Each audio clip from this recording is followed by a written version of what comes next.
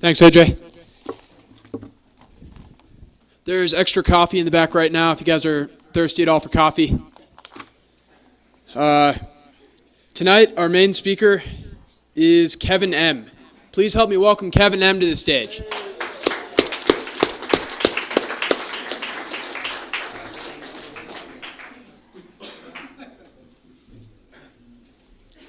I thought he was going to come up with a woman's name. Good evening, everybody. This is great. My name is Kevin. I'm a grateful recovered alcoholic. Thank you for Lucy for doing that for us, and Kirk back there. Thank you for inviting me. This is a great thing. I'm gonna talk about my story a little bit. I'm going to get into Alcoholics Anonymous in general a little bit because I like what Alcoholics Anonymous does. I'm going to talk about these things a little bit and maybe a few of these. Who knows? I don't know. Just like Lucy said, we get up here and we just start talking. I'm like Lucy. I didn't know New Jersey. I'm from a little bitty town in northern Maine, and we had nothing but a paper mill and potatoes up there. That's what we did. This is me. I'm 5, 6, 7. I don't even know how old I was. We had hunting and fishing dinners, and we had a big family, and we'd all get around the table. And my mom would pour wine into these little bitty glasses for everybody. And us kids, we'd get it too. There wasn't, my immediate family, alcoholism was taken over by one. That'd be me.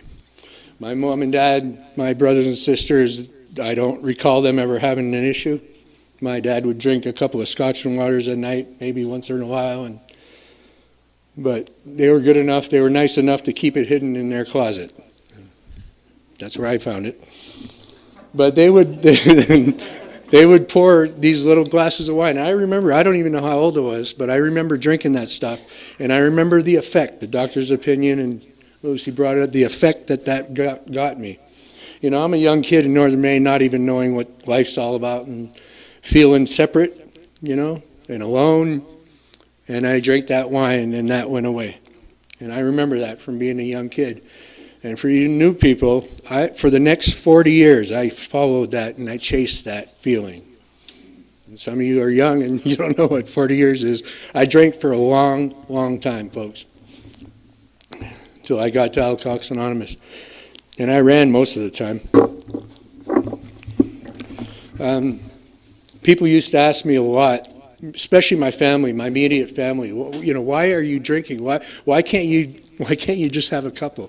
I would come home at night and my dad would be pissed because I would be drunk and falling down drunk. And I'm not sure how I got that way. I have no idea. He goes, I don't want to see you coming home like this again.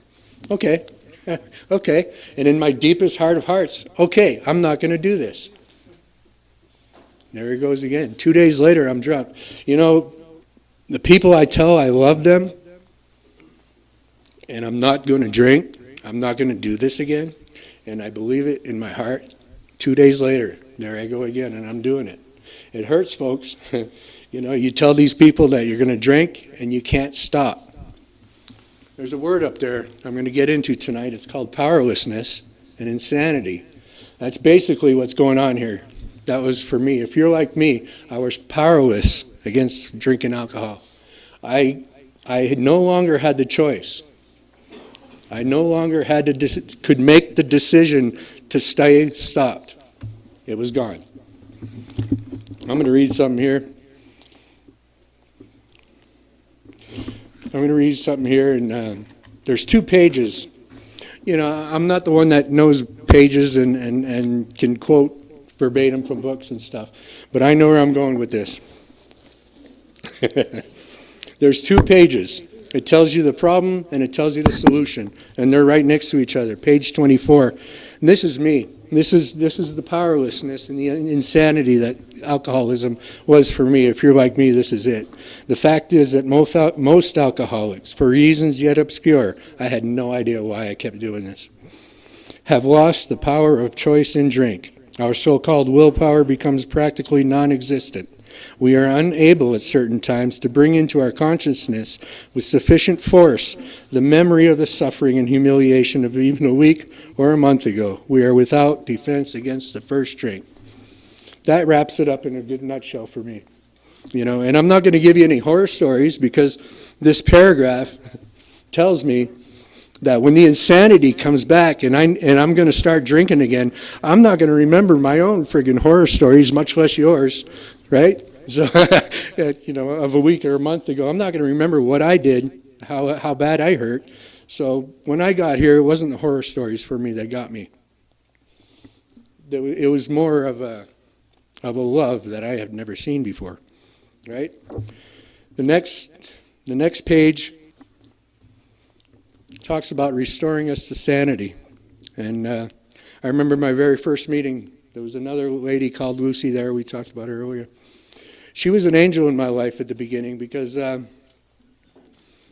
she was at, I think it was my very first meeting. I can't tell. I was drinking at the time. Almost none of us like the self-searching, the leveling of our pride, the confession of shortcomings which the process requires for successful consummation. But we saw that it really worked in others, and we had come to believe in the hopelessness and futility of the lives as we had been living it. When, therefore, we were approached by those whom the problem had been solved, there was nothing left for us but to pick up the simple kit of spiritual tools laid at our feet. The great fact is just this and nothing less, that we have had deep and effective spiritual experiences. I got here and I started reading the doctor's opinion, and he talks about a psychic change. I didn't know what that meant when I got here. Bill's story talks about a spiritual awakening and a spiritual experience. I didn't know what those words meant either. Somebody was nice enough to bring me to the back of the book, and in the spiritual experience it says this. I'm not going to go word for word here. He said that the 12 steps are designed to give me a personality change sufficient to recover from the disease of alcoholism. That I could swallow. That I understood, because I knew years and years and years, 40 years, I told you I chased this stuff. I always knew there was a problem. I just didn't have an answer. I would go decades, waking up in the morning, I'm not doing this again. I'm not doing this again. By 2 o'clock in the afternoon, that powerlessness and the insanity returns up here. And I worked in construction most of that time when I was out there. And I'm thinking about rolling up. When we say roll up, we're rolling up cords, we're putting the tools away, and we're heading to the bar.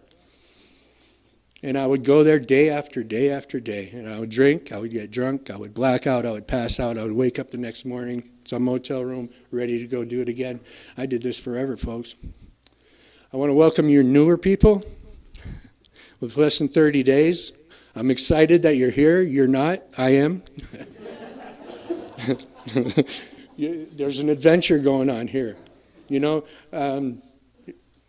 I heard a speaker the other night. I was listening to the tape, and she was saying, if I could give you the gift of sobriety, I wouldn't do it. And I was thinking, what a bitch. But she also said she doesn't want to rob you of the journey, because this is a hell of a journey. My first year was rough, let me tell you that, because I told you I drank for a long time. My life was the only normal one. That's what the book says. I knew no other way than how living the way I was living. Okay? So my first year of sobriety was difficult. I didn't get sober right away, but it was difficult. So people are going to tell you, we welcome you guys into this program, right? And we say, welcome, now, the hard stuff is over. Well, no, it's not. It's just begun. We're going to be doing some work here. And we try to tell you that it's all good and dandy now that you're here and you stop drinking. Well, no. There's going to be work to be done if you're going to get sober. This wheel got spun a while ago, and the higher power thing came up, and that reminded me of something. Years ago, I was down in Phoenix. I was doing GSR work, and I went to this meeting I had never been to before. And there was this old Vietnam vet who reminded me of my sponsor at the time. His name was Blackie. And he was chairing the meeting, and he was finishing up, and he said something, and I'll always remember this. Page 55 talks about where we're going to find this higher power. If you want to find it, you look on page 55. Because inside every one of us, there's the concept.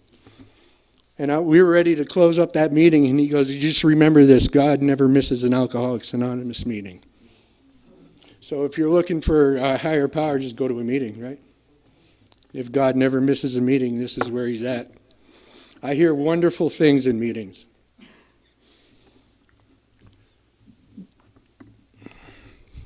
I drank for many, many years, and then I got here. I remember living in Phoenix. I'm an alcoholic. This is an Alcoholics meeting, Anonymous meeting, but I was a hell of a dope fiend too. I'm going to tell you that right now. You might notice. In Phoenix, I could run, and I could be out 2, 4, 6 in the morning, just running all the time. It was nuts. And then I moved up here to get, that was funny. I moved up here to get my kids away from that mess down there, but I was the mess. So there you go. And I realized as soon as I got here, I realized that I'm in a smaller town, and I knew, I could feel it in my bones, trouble was coming. But I didn't stop, right? I kept on going. Started getting in trouble, you know. I had not been introduced to Alcoholics Anonymous before, but a feeling of surrender and powerlessness hit me, and unmanageability hit me. There's a church pew, and it's not at a church. If anybody's been to this courthouse, bottom floor, waiting to go into the court, I don't know if they still have it there. It's been a long time. There's a church pew there, and my lawyer just walked away from me. I had 3 DUIs with no charges yet. Right? I got 3 DUIs in a 10-month period. It didn't matter what time of the day or night I was getting pulled over. If I was getting pulled over, I was under the influence of alcohol, and I was going to jail. So I was sitting there on that church pew, and I realized for the first time that in the next 15 or 20 minutes, somebody else was going to make my decision about my future for me. It was completely out of my hands. I realized at that moment that there was nothing I could do or say about what my future was going to look like in the next 20 minutes. And I was right. We walked in there, and my lawyer, he got the best deal I could. I was going to jail, and I went. And major consequences. You know, I was riding a bicycle for 3 years in this town because they revoked it, my license. $12,500 fine. There was the mad stuff. There was community service. It went on and on and on. But at that moment, I was walking in there, and that was the first time in my life that I looked up and I just said, "It's yours now. It's yours now. There's nothing left I can do or say that's going to change what's going to happen." And I hadn't even been introduced to Alcoholics Anonymous yet. And so I did my time.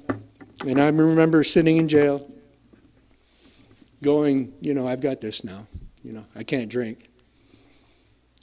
And I said, okay, I got in a lot of trouble, and I'm not going to drink anymore, right? This incomprehensible demoralization comes into play because it was a Saturday night, October 4, 2008. They called my name, McLaughlin, roll up, you're out of here. And back then, it was when the jail was still in town here. I had a friend of mine, she was working downtown on Whiskey Row. She said, let me know when you get out and just drop by the bar and let me know you're okay. Right. I dropped by the bar, right, but I don't remember leaving there. I came to, days later, I don't know, I was at work, I came to, and I stood back and I said, what just happened? You know? Once again, that insanity returned. And I don't even know how it happened. Don't even know how it happened. But there I was drinking again. I don't know how many times I quit. I quit many times. I just couldn't stop starting, you know. You know, I kept on starting. I quit. I don't know how many times I would be sitting on a bar stool drinking a beer and realizing at that moment that I quit. I'm not even supposed to be sitting here, right? But there I was, and that's that mental insanity, that's the powerlessness. Once again, many times leaving work, I don't want to drink, I don't want to taste it, I don't want to get drunk, I don't want anything like that. I don't want it to happen tonight, but it was going to anyway. Because that was the mental obsession, the first part. The second part is, once I knew I was sitting in that bar stool, in 15 minutes, that feeling of not wanting to is gone. Because the physical craving kicks in. See, I get that mental obsession that won't let me stop. And then I get that physical craving. I've seen it over and over again. That won't let me stop. Right? So I get drunk again and I go to jail again. And it happens over and over and over. How I got here, I remember getting out of jail. My attorney with the prosecutor and the judge, they were making all my decisions for me, right? The judge lined up for me to go to see an alcohol counselor. Nice guy, great guy, you know, and it costed me a lot of money, once again, more money. And I sat with him and I interviewed for him, and he goes, well, you're going to come see me 2 times a week, you're going to give me a lot of money. He goes, but I'm not going to be the one that gets you sober. He goes, but I know who can. And he introduced me to you guys. He said, go to this meeting. He gave me a certain meeting to go to. I'll tell you, it's at the Methodist Church over there. This was years ago, in 2008. And he goes, go to a meeting and see what happens over there. And I walked over there, and I was angry, I was bitter, I was doing all those 4-step things that I was just pissed. And I walked over to that meeting, and there was a black guy standing outside, and I said, hey, how you doing? I'm looking for this room, the Ruth room, it was. And he shook my hand, he introduced, I think his name was Terry. I haven't seen him since. But he showed me where that room was. He was one of us. And I walked in there, and I walked up to the chairperson. I introduced myself. I said, my name's Kevin. What do you guys want from me? Because that's what, everybody wanted something from me. Everybody was just bleeding me dry. You know, I had a lot of consequences, and I figured this was another one. And I remember this guy. I haven't seen him since either, but he said, I don't want anything from you, my friend. He introduced himself. He said, why don't you grab a cup of coffee and sit down and just listen. That's what I meant earlier about the horror stories. I heard a lot of horror stories. Horror stories are not going to get me sober, folks. I had to be protected. I had to be brought in here and protected around this program. And that's what that guy did. I grabbed a cup of coffee. I did what he said. I sat down and I listened. All those defenses that I walked in there with just fell off. But just him saying that. And like I said, there was this woman that walked in. Pretty girl. God. I said, who's that? You know, she sat over there and she had this white cup and she kept writing on this white cup. And I babbled something. I had kids and I just got out of jail and I don't even know what I said. You know, my brain is mush. And by the time it got to her, she started talking about the page 25, the solution. She looked right at me and she talked for about 5 minutes. And I'm wondering, what's this bitch looking at, you know? But she knew what she had. She knew what she had, and she grabbed a hold of me, and she knew what she had. She knew that this program would save my life, and that's what it was about. She came to me after the meeting, and she told me, you need to come back. I need to see you back here. Come back at this next meeting, and I did. And there was another man there, his name was Rush, and she introduced me to him. He goes, this guy can help you. This woman gave me my first big book. She invited me to my first, what would you call it, event, I guess. It was her son's birthday. First sober event I've ever been to, basically. And she got me to come back. I don't know if I ever would have, but she got me to come back. And I will always remember that, and I'll always be grateful for that, because she knows what she has. We know what we have here, folks. But I had work to do. Like I said, I was angry. So a power greater than ourselves could restore me to sanity. I don't pretend to know what it is, but I don't guess anymore. I really don't care anymore what this higher power is. I've been sober for quite a while now. My sobriety date is May 15th, 2010. Like I said, I started this, and I drank heavily, alcoholically, all my life until I walked into here. I didn't get sober right away. It was a struggle. I'm not going to lie to you. It was a struggle. But I stuck with it, and I listened to the people. Because I sat there at the tables, and I listened to these old-timers around the table, and these people had time. I don't care. I couldn't understand it, whether it was 5 years, 10 years, 20 years. I didn't understand that shit. But they were talking, and they were having fun. They were happy, and they were sober, and I was not. That was it. You know, what am I going to do? You know, these guys were cutting up. They were joking about their past lives. They were telling stories that were just like mine, just like what I was going through at the time. And I wasn't happy about it, you know. But they were laughing. They were happy. They were sober. There was a little picnic table at a place called Serenity Place, the very first location they had. I would show up early on my bicycle, pick up cigarette butts, and then the old-timers would show up. It's called the meeting before the meeting, folks. I would sit there next to that picnic table, and I would listen to these guys, and they would talk. These old-timers, they would sit there half hour, 45 minutes before the meeting, and we would have a meeting out there. And I would be totally grateful for these old guys to help me through that. One of them I asked to be my sponsor, and he said, yes, I expect you to do the work. He was a Vietnam vet, and he had piercing blue eyes, and he was a rough motherfucker. He was from Maine like me. He was from Maine. And our lives paralleled a lot. We shared a lot of stories, me and him. The difference was he went to a war that was brutal, and I never had to. But he told me something one day that stuck with me forever. Because I was alone. I'm alone, folks. I'm an alcoholic. I'm alone, and I'm alone, and I'm alone. My whole life I've been alone. He goes, it's me and you against alcohol. From now on, you're never going to have to be alone again. And I think that's what we got here. That's what we got in this program.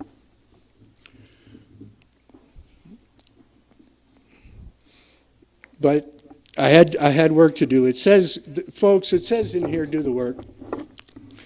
I got a sponsor here tonight, and he knows, you know, we balk sometimes. And every once in a while, I'll balk at doing the work. I've done the steps more than once since I've been sober. I've helped guys through it. We've done the steps. Every time I do steps, it's fun. It's fun when I'm working with another guy because they'll bring up stuff in their steps that I can relate to that I never brought up with my sponsor. I ran into that quite a bit. So, oh, that's something I'm going to have to look at. But anyway, turn our will in our lives. I couldn't understand those two words. There's a couple of guys named Joe and Charlie. I would suggest you listen to those tapes. And they describe will in our lives. What is our will? When I go see an attorney and I fill out a will, it's what I'm thinking at the time, right? It's my thoughts at the time. And my life is my actions. So when I'm turning this over, it's turning my thoughts and my actions over. Because my thoughts and my actions were getting me in back of police cars. Were getting me in jail. Were getting me drunk. Were getting me in no good situations. I'd wake up in places I don't want to be with people I don't want to be with. You know, and those were my thoughts. Those were my lives. And it wasn't working. And then the fourth step, you know, I like this book because I don't have to think very much. Wilson wrote a lot of stuff in this book. And when it comes to the fourth step, you know, character defects, it's easy. He's got them all listed for me. Because I'm an alcoholic, I relate to this book. What are they? My resentments, my fears, my guilt, my remorse for the harms I've done for people and others, sexual and otherwise. There's more. Selfishness, self-centeredness, dishonesty, inconsideration. All those things I lived with on a daily basis for 40 years, right? Since I started drinking. So I had to work to get rid of those things. And I'll bring up Joe and Charlie one more time. Because I listened to them. And it made a lot of sense. He goes, if I can work the steps 4, 5, 6, and 7 and take care of me, if I can become a little less resentful today than I was yesterday, my life is better. If I can be a little less fearful today than I was yesterday, I'm going to be more happy. If I can hurt less people today through guilt and remorse than I did yesterday, I'll be more happy, more serene, more peaceful. And the inconsideration, the dishonesty, if I can be less dishonest today than I was yesterday, my life's getting better. You know, I was told early on, just quit drinking, Kevin. Just quit drinking and go to meetings. Let me tell you something. I'm proof positive that just quitting drinking, I'll go gradually insane. That's me. I have to do the work, folks, or I'm going to go insane. That's what me. That's what, you know, there's a guy in Maine, Danny, he's from Maine like me. He's got a website out there. He goes, if you're a heavy drinker and you quit drinking, the worst is over. It's called detox, right? If you're an alcoholic and you quit drinking, the worst is yet to come. I thought that was great. The worst is yet to come. See, we have work to do. I had to get rid of they called causes and conditions when we get in here. And I had to work through those. Basically, the steps, I'm going to go through them real quick, then I want to read something. The personality change sufficient to recover. The spiritual principles they talked about, the spiritual experience, the spiritual awakening. I had to change the way I thought about certain things. When I got here, I had no idea what alcoholism was. I knew I was screwed up. I didn't know what it was. Step 1, changed my perceptions about alcoholism. 2 and 3, changed my perceptions about a higher power. I had no clue. I walked away from one years ago and I never went back till I got back here. 4, 5, 6, and 7, changed my perceptions about me. We start working the steps and we look at the good points and the points I want to change. So when I was putting myself down all these years, I realized that there's good parts of me that I can keep. And there's parts of me that I can change. And that's what 6 and 7 is all about. 8 and 9, I could start dealing with you folks, you know. I can start looking people in the eye and start dealing with it. I make the amends where I have to and start living life and looking people in the eye. 10, 11, and 12 are a daily thing. That 2 and 10, 3 and 11. There's a 10-step promise that, you know, we came to believe the power greater self could restore us to sanity. Step 10, one of the promises says, at this point, sanity will have returned. That's telling me if I can work the 9 steps, the first 9 steps to the best of my ability, I can start living a life that's worth something. And today, my life is worth something. I went through, hasn't all been peaches and cream. I went through 3 surgeries, 2 in the back, 1 elsewhere. Serious stuff on my back for a long time. I got out of there and I went back to school, got a degree. Well, I got out of there, started working a job that got me that degree. Alcoholics Anonymous completely changed my life, folks. I'm going to read something that I'm going to get. This has been going around the internet. And it's for you new people here. And it's called Drunk in a Hole. I don't know, maybe some of you have heard of it. I'm going to try to get through this without. A drunk fell in a hole and couldn't get out. A businessman went by. The drunk called out for help. The businessman threw him some money and told him to get a ladder. But the drunk could not find a ladder in the hole he was in. A doctor walked by. The drunk said, "Help, I can't get out." The doctor gave him drugs and said, "Take this, it will relieve the pain." The drunk said thanks, but when the pills ran out, he was still in the hole. A renowned psychiatrist rode by and heard the drunk's cries for help. He stopped and said, "How did you get here? Were you born there? Were you put there by your parents? Tell me about yourself. It'll alleviate your sense of loneliness." So the drunk talked with him for an hour. Then the psychiatrist had to leave, but he said he'd be back next week. The drunk thanked him, but he was still in the hole. A priest came by. The drunk called out for help. The priest gave him a Bible and said, "I'll say a prayer for you." He got down on his knees and prayed for the drunk, then left. The drunk was very grateful. He read the Bible, but he was still stuck in the hole. A recovered alcoholic happened to be passing by, and the drunk cried out, "Hey, help me, I'm stuck in this hole." Right away, the recovered alcoholic jumped in the hole with him. The drunk said, "What are you doing? Now we're both stuck here. But the recovered alcoholic said, it's okay. I've been here before. I know the way out. Yeah. There's many people here in Alcoholics Anonymous that can show you the way out, you know. You people that's brand new, congratulations. Stay. We don't say keep coming back. We're going to say stay. Those are the couple months, please stay. Get a couple more. There's people out there that are dying. I run into them all the time. People are dying from this disease. I got one I'm watching right now. She's going to be, I don't know how long she's got left. And those people that got sobriety have a good life now. Thank you for staying. We need you people in the trenches here because we need you. And anyway, thank you all for being here. Thank you all for coming. I'm done.